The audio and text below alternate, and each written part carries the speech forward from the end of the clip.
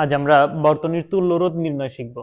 এখানে আমি ঢাকা বোর্ড 2022 সালে যে প্রশ্নটি এসেছিল সেটি লিখে রেখেছি। যে এখানে একটা বর্তনী দেওয়া আছে যার হচ্ছে 5টা রোধ আছে, 1টা 2টা 3টা 4টা 5টা রোধ আছে এবং ভোল্টেজ হচ্ছে 14। এখানে বলা আছে গ নম্বরে বর্তনীর তুল্য রোধ নির্ণয় করো। বর্তনীর তুল্য রোধ নির্ণয়ের জন্য আমাদেরকে সবার প্রথমে বর্তনীতে রোধগুলো কিভাবে সাজানো আছে এটা খেয়াল করতে হবে। দেখো এখানের যে বর্তনীটা দেওয়া আছে এটাতে 3টা রোধ সমান্তরালে আছে।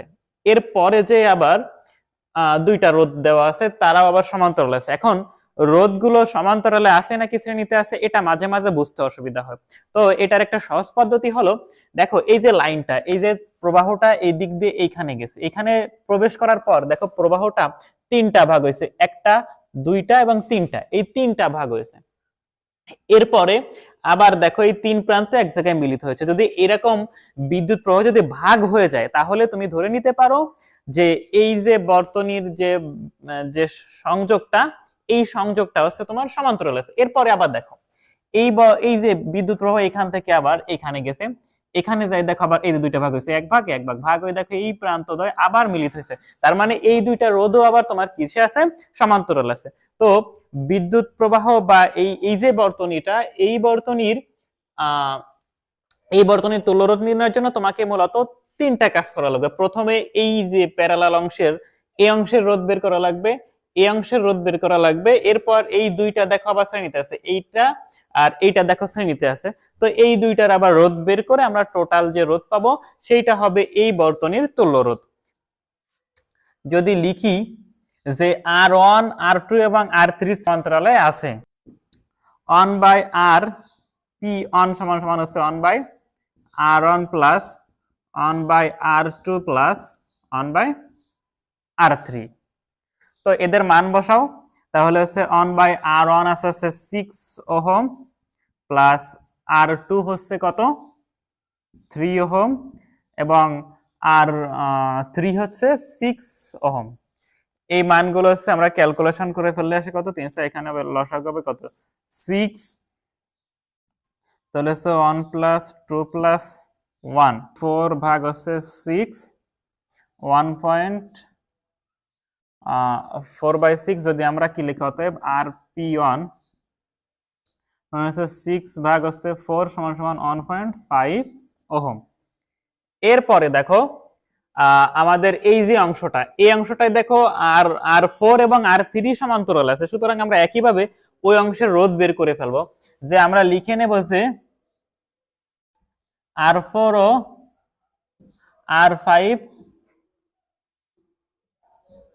সমান্তরালে আছে। তারপর 1/RP2 সমান সমান কি আসছে? তাহলে R4 1/R4 প্লাস 1/R5। তাহলে R4 এর মান আছে কত 3 ওহম এবং R5 এর মান আছে 6 ওহম। 1/3 প্লাস 1/6, এটা যদি আমরা কি করি লসাগু নিই তাহলে সে 2 প্লাস 1 3/6। অতএব RP2 আসছে কত, এটা কাটাকাটি করলে 2, তাহলে 2 ওহম। দেখো এই অংশটার রোধ আমরা পাইছি, এই টোটাল অংশটার রোধ আমরা পাইছি হচ্ছে কত ওহম পাইছিলাম 1.5 ওহম, এবং এই যে অংশটা, এই 2টা অংশের রোধ পাইছি, এই অংশটার রোধ পাইছি হচ্ছে 2 ওহম। এবার খেয়াল করে দেখো এইটাকে যদি আমরা একটা রোধ ভাবি তাহলে এইটা আছে 1.5 ওহম এবং এইটাকে একটা রোধ ভাবলে এরা আছে 2 ওহম। দেখো এই রোধ 2টা আছে কিসে? শ্রেণীতে। অতএব বর্তনীর তুল্য রোধ, বর্তনীর তুল্য রোধ আর এস সমান সমান RP1 প্লাস RP2 1.5 প্লাস 2 সমান সমান 3.5 ওহম। তাহলে এইটা ছিল এই যে বর্তনী, এই বর্তনীটার তুল্য রোধ। তাহলে তুল্য রোধ নির্ণয়ের সময় তোমাদেরকে সবচেয়ে বেশি খেয়াল রাখতে হবে রোধগুলো কিভাবে সংযুক্ত আছে। রোধগুলো কি আসলে শ্রেণীতে সংযুক্ত আছে নাকি সমান্তরালে সংযুক্ত আছে? দেখো এখানে সমান্তরালে সংযুক্ত ছিল 2 ধাপে, এর পরে আবার শ্রেণীতে সংযুক্ত ছিল। তো আমরা আলাদা আলাদা যে অংশটা সমান্তরাল আছে আগে সেটার মান বের করেছি, এরপর তোমার হচ্ছে সেই দুইটাকে যোগ করে দিয়ে আমরা শ্রেণী সংযোগ অর্থাৎ এই বর্তনীটা তুল্যরোধ বের করে ফেলেছি। ঘ নাম্বার প্রশ্ন ছিল যে এই আর টু রোধ এবং আর4 রোধের মধ্য দিয়ে প্রবাহিত বিদ্যুতের পরিমাণ সমান হবে কিনা।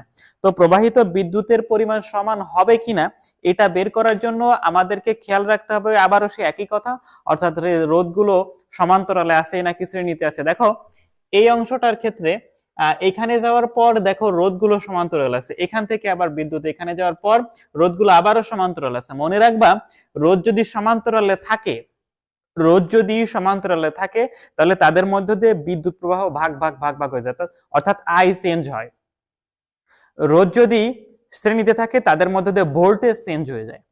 অর্থাৎ এই যে রোধটা এখান থেকে এখানে তড়িৎ প্রবাহ যাবে, অর্থাৎ এর প্রত্যেকটার জন্য আলাদা আলাদা তড়িৎ প্রবাহ পাবো আমরা, কিন্তু এই যে বর্তনীটুক আছে এইটুকের ভোল্টেজ একই থাকবে।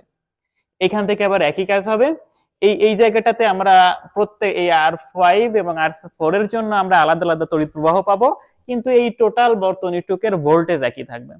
গ হতে প্রাপ্ত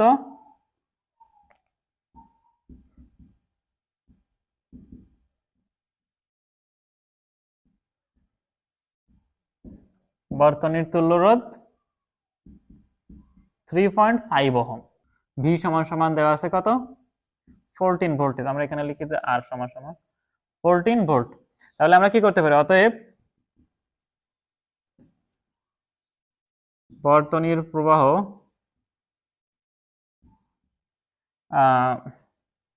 আই সমান সমান হট। তাহলে আমরা জানি কি, আমরা জানি ভি সমান সমান আই আর, বা আই সমান সমান ভি ভাগ আর, এটা গুণ আছে পাশে গেলে ভাগ হয়ে গেল। ভি কত 14, আই আর কত, আর পাইছিলাম হচ্ছে 3.5 ভোল্ট, 4 অ্যাম্পিয়ার। তাহলে আমরা টোটাল বর্তনীর তড়িৎ প্রবাহ পাইছি হচ্ছে 4 অ্যাম্পিয়ার। এবার আমাদেরকে এই আর2 এর ভিতর দিয়ে প্রবাহিত বিদ্যুতের পরিমাণ বের করতে হবে এবং আর4 এর মধ্য দিয়ে প্রবাহিত বিদ্যুতের পরিমাণ বের করতে হবে। তো আর2 এবং 4 এর মধ্যে দিয়ে প্রবাহিত বিদ্যুতের পরিমাণ বের করার জন্য প্রথমে আমাদেরকে এই অংশটুকুর ভোল্টেজ বের করে নিতে হবে। এই অংশটুকুর ভোল্টেজ কত বের করে নিতে হবে, কারণ দেখো এইটা শ্রেণীতে আছে, এইটা শ্রেণীতে আছে, শ্রেণীতে থাকলে ভোল্টেজ আলাদা হয়ে যায়। তো এইটার জন্য ভোল্টেজ আলাদা হবে, এইটুকের জন্য ভোল্টেজ আলাদা হবে, এবং এইটার প্রত্যেকটা অংশের জন্য ভোল্টেজ একই থাকলেও এদের তড়িৎ প্রবাহ আলাদা হয়ে যাবে। তো আর পি অন সমান সমান আমরা পাইছিলাম 1.5 ওহম, আর এইটুকের জন্য আমরা কি লিখেছিলাম যে আর পি টু লিখেছিলাম হচ্ছে 2 ওহম, আমরা এটা ক্যালকুলেশন করে পাইছিলাম। তাহলে আমরা লিখতে পারি যে আর পি অন এর ভিতর দিয়ে বা আর পি অন এর ভোল্টেজ বিভব, আর পি অন এর বিভব ভি সমান সমান, এটাকে V on the I R on. তাহলে আই আমরা পাইছি 4 ampere, R on sorry R P on, তাহলে আর পি অন আমরা পাইছিলাম কত 1.5, 6 ভোল্ট, এটা আসে 6 ভোল্ট। অতএব আর টু এর মধ্য দিয়ে প্রবাহিত বিদ্যুতের পরিমাণ, আর আমরা লিখতে পারি যে কি আর টু এর মধ্য দিয়ে প্রবাহিত বিদ্যুৎ, এখন আর টু আছে কোথায়, আর টু আছে এই যে এইখানে, তাহলে আর টুর জন্য আমাদের এইটুকের ভোল্টেজ দরকার, সেটা আমরা বের করে ফেলেছি। তাহলে আমরা কি লিখতে পারি যে ভি সমান সমান আই আর টু, ভি সমান সমান আই আর টু, আমরা ভি লিখতে পাবো কোনটা ভি অন। তাহলে আমরা কি করতে পারি যে আই সমান সমান আমরা এখানে এভাবে লিখতে পারি যে বিদ্যুতের পরিমাণ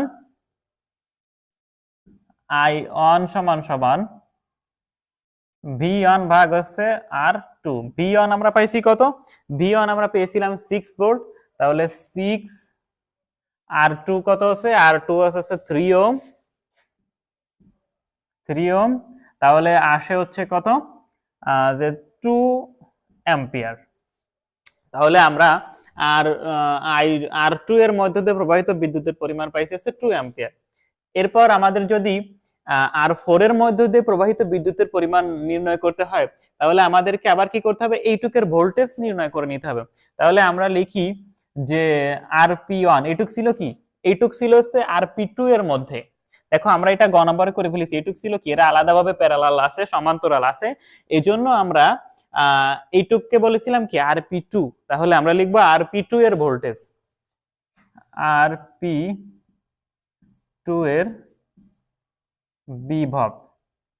তাহলে কি হবে, ভি সমান সমান আই আরপি2, আই ছিল 4 অ্যাম্পিয়ার, আরপি2 হচ্ছে গ নম্বরে পাইছিলাম 2 ওহম, তাহলে 4 দুগুণী 8, 8 ভোল্ট। এবার আমরা কি করতে পারি যে আর4 এর মধ্যে দিয়ে প্রবাহিত বিদ্যুতের পরিমাণ আমরা বাইর করে ফেলতে পারি, যে আর4 এর